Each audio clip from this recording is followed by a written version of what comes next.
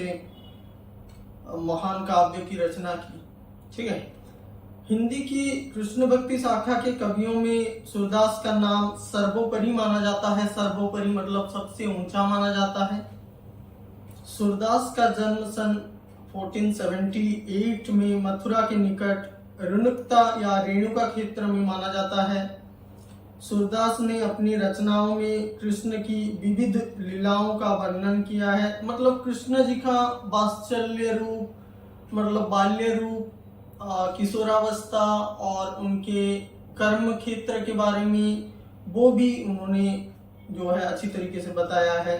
सूरदास ने ब्रज प्रचलित भाषा का, जो ब्रज भाषा है, ब्रज में बोले जाने वाली भाषा का प्रयोग किया हुआ है।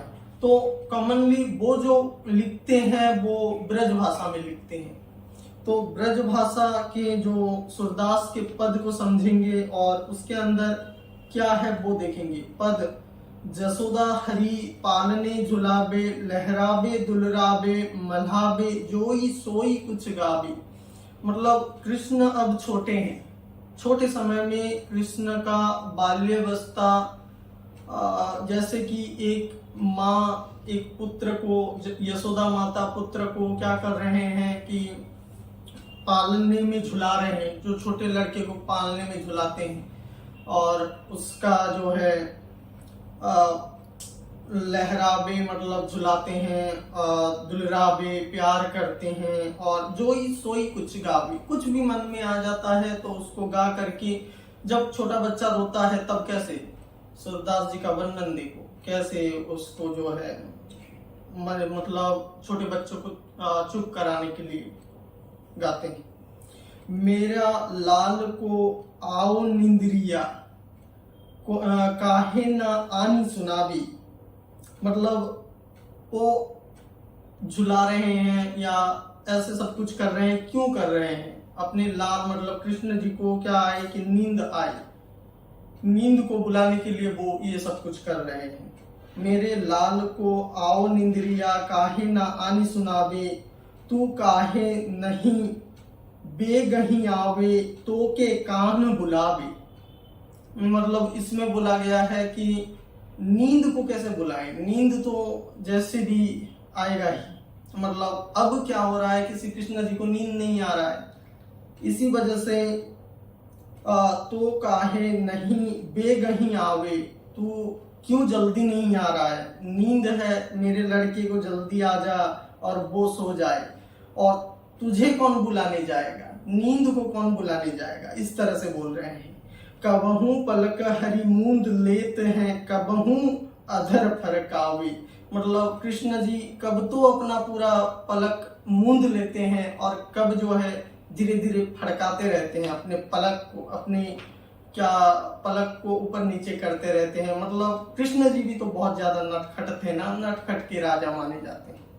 तो कबहू पलक हरि मूंद लेते हैं, कबहू अधर फरकावे, सोबत जानी मौन है के रही, करी करी से सेन बतावी। वो क्या करते हैं कि मौन हो जाते हैं, कुछ क्षण के लिए रुक जाते हैं, और कुछ क्षण के बाद क्या हो रहा है कि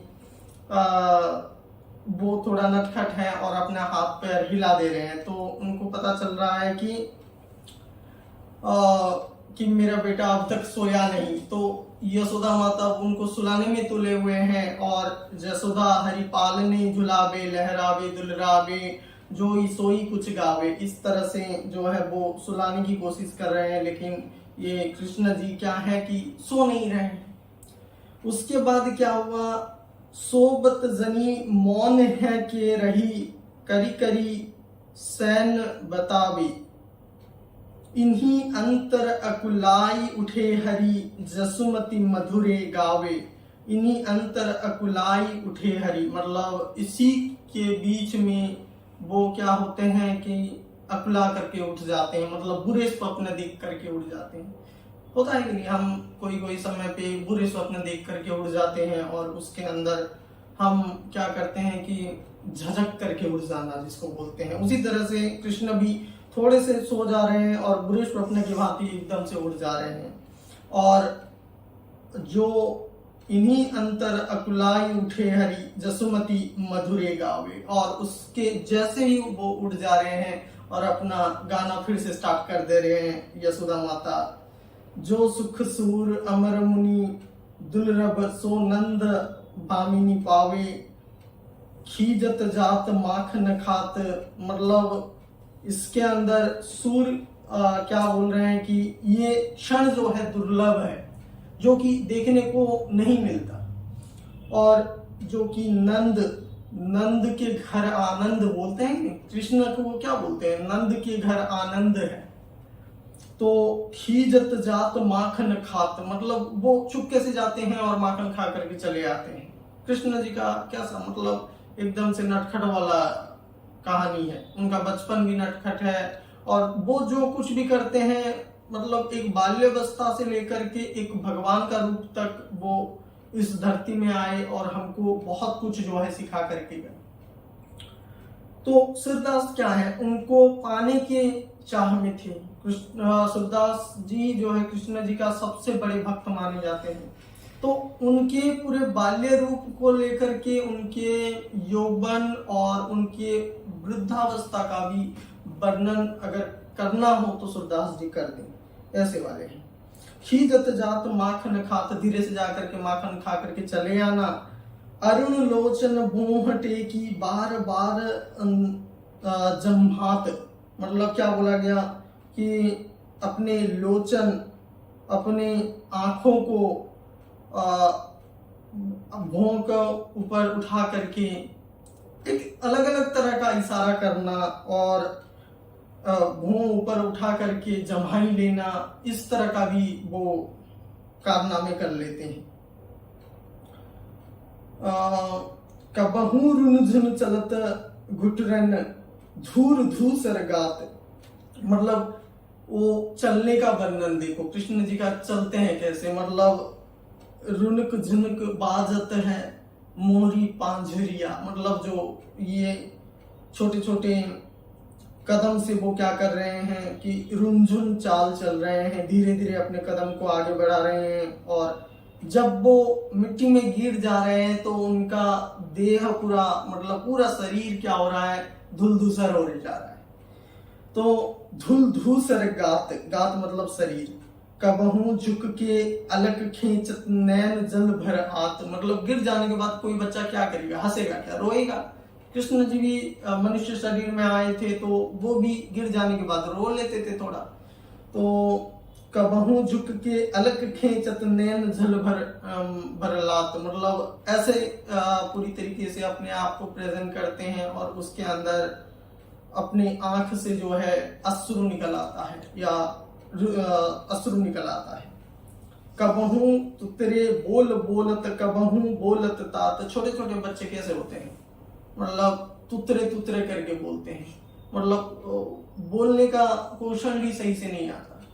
हम भी तो वैसे ही बोले हैं कि दूध को अलग कुछ नाम से, अलग कुछ अलग अलग नाम होता है छोटे छोटे बच्चों का, उनका जो वचन बहुत ही मधुर होता है। देखो मधुर होता है कि नहीं, मतलब बोलने की कला उनका अलग होता है। तो जब कन्हैया जी कबहू तुतरे बोल बोलत कबहू बोलत तात, सुरहरि की निरखी शोभा निमख तजत नामात, मतलब इस तरह से कृष्ण जी अपना वचन बोलते हैं कि माता कुछ तो समझ नहीं पाते, उससे बदले उसको ताकते रहते हैं, क्या बोल रहा है, कौन सा अजब सा लैंग्वेज ये जो है यूज कर रहा है।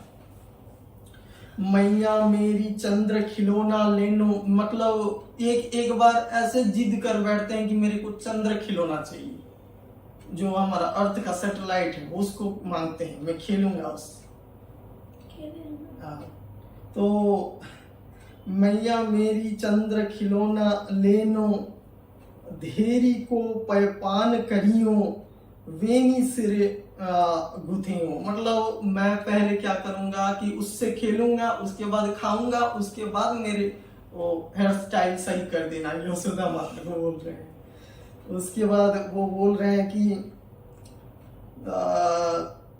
देरी को पैपान करी हो वेनी सिरना गुथे हो, मोती न माल ना धरी हूँ उर पर झिंझली कंठ ना ले हूँ। मतलब कुछ नहीं करूंगा तुम अगर नहीं लाके नहीं दोगे। क्या नहीं लाके दोगे? मतलब चंद्र को लाके नहीं दोगे तो मैं खाऊंगा नहीं, पीऊंगा नहीं, हेयर स्टाइल सही नहीं करूंगा, कुछ पहनूंगा नहीं, मेरे उर पर मतलब छाती के ऊपर कुछ पहनूंगा नहीं, झुंगली कंठ ना ले हूं। मतलब कुछ भी जो है मैं नहीं करूंगा अभी के लिए। और जिन्हों लोट अबही धरनी पर तेरी गात ना एऊं। मतलब तुम्हारे ऊपर भी नहीं जाऊंगा, मैं सिर्फ जो है जमीन पे इधर उधर लुढ़कता फिरूंगा, लेकिन तुम्हारे पास नहीं जाऊंगा। इस तरह से बोलते हैं। कान लाए कुछ कहत यशोदा। मतलब जब यशोदा कान के पास कुछ कहते हैं तो दई हूं नहीं सुनी हूं। मतलब बलराम भी उस चीज को नहीं सुनते कि बलराम तू जा लेके आ, उसके अंदर तू बहाना करके चला जा, लेकिन बलराम कौन से सुनने वाले हैं, वो भी तो और एक नटखट है।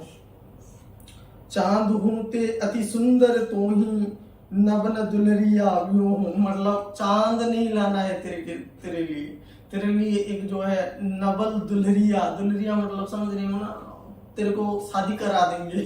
कृष्ण जी को बोल रहे हैं कि चांद से क्या खेलेगा, तेरे लिए नया दुल्हन ला देंगे, उसके साथ खेलना।